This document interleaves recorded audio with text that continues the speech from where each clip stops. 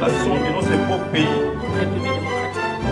Moi, je suis Jean-Paul moi, Longa Fwamba enfant, je m'engage solennellement devant Dieu et devant mes compatriotes congolais et ceux de l'Alliance. Concernant l'occupation, j'ai toujours envie de dire aux Congolais qui en parlent, d'en parler bien sûr parce que le Congo est occupé, à juste titre pour informer le Congolais lui-même, à savoir comment se battre pour se sortir de cela. Mais quand chaque fois on va faire la comparaison, on va jusqu'à faire la comparaison entre l'occupation congolaise actuelle et l'occupation française, je me dis qu'on s'inscrit en faux directement. Pourquoi? Parce que le temps diffère. Les moyens qu'a eu l'occupation de l'époque et ceux qui la combattaient ne sont pas les mêmes qu'aujourd'hui. À cette époque-là, il n'y avait pas Internet, il n'y avait pas Facebook. Comment voulez-vous faire aujourd'hui une rébellion en étant dans un coin à 100 sans que l'information ne parte? Parce qu'une photo va... Aujourd'hui, ce qui s'est arrivé à Kinshasa, les photos nous arriver instantanément. Donc, ne faisons pas cette comparaison-là. Et en plus, pour conclure ce dossier-là, nous sommes à l'ère où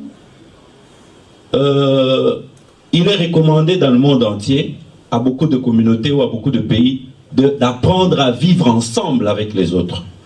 Vivre à côté des autres, avec les autres. Mais si nous, Congolais, nous allons continuer à chanter la division, la désunion avec les autres États, pourquoi nos amis viennent ici, les amis du Congo?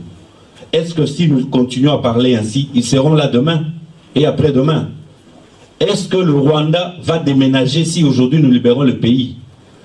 Est-ce que l'Ouganda va déménager pour aller en Europe ou en Chine parce que, à côté de la Chine, parce que nous, les Congolais, nous avons libéré chez nous? Je pense que non. Donc, apprenons, nous sommes en Europe où la Belgique vit à côté de l'Allemagne qui, hier, lui a fait ce que nous connaissons tous.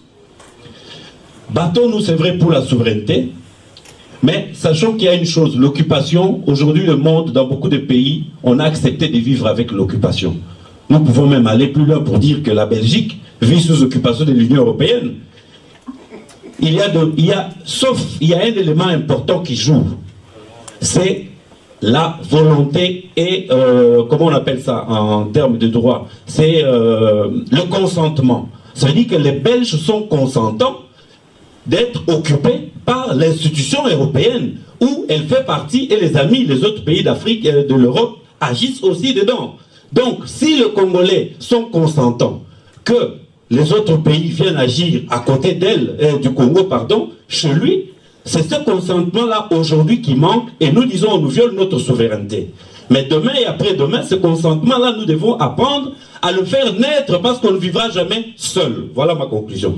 Pour revenir à l'élément élection, pour terminer d'ailleurs, j'entends toujours les Congolais, des compatriotes, surtout ceux qui ont à la tête l'idée de l'occupation, nous dire ne parlez pas élection. Vous oubliez et on oublie une chose souvent. Une élection nécessite préparation. Si aujourd'hui, on nous dit de ne pas parler élection parce que Kabila est encore là, quoique nous savons qu'en 2016, il ne sera pas là. C'est-à-dire que nous devons aller concourir. 2 ans à l'avance, on ne se donne pas le devoir de commencer à en parler, soit pour recruter des candidats à tous les niveaux, soit pour trouver les moyens de notre campagne, de notre combat, de notre compétition électorale. Comment voulez-vous maintenant qu'en 2016, on soit à même, nous diaspora, parce qu'on parle beaucoup de diaspora, on s'est soustrait des autres Congolais qui sont là-bas. Comment voulez-vous que nous, diaspora, maintenant, on aille à la compétition électorale si on n'aura pas eu le temps de se préparer, de trouver les moyens, de savoir qui est candidat, à quel niveau et à tous les niveaux d'ailleurs? Donc, il faut nous laisser tranquille faire ce travail de préparation en termes d'élection, parce qu'en 2016, je conclus par là, le peuple nous sera très sévère. Il va nous dire, bon, Kabila Kei, campagne. Et là, les mêmes personnes qui nous interdisent de parler élection aujourd'hui vont nous dire, oh, tant que nous savons que le Belango pour l'occupation, Ils vont vous dire alors, vous avez un visionnaire. Voilà ma conclusion. Merci. Merci.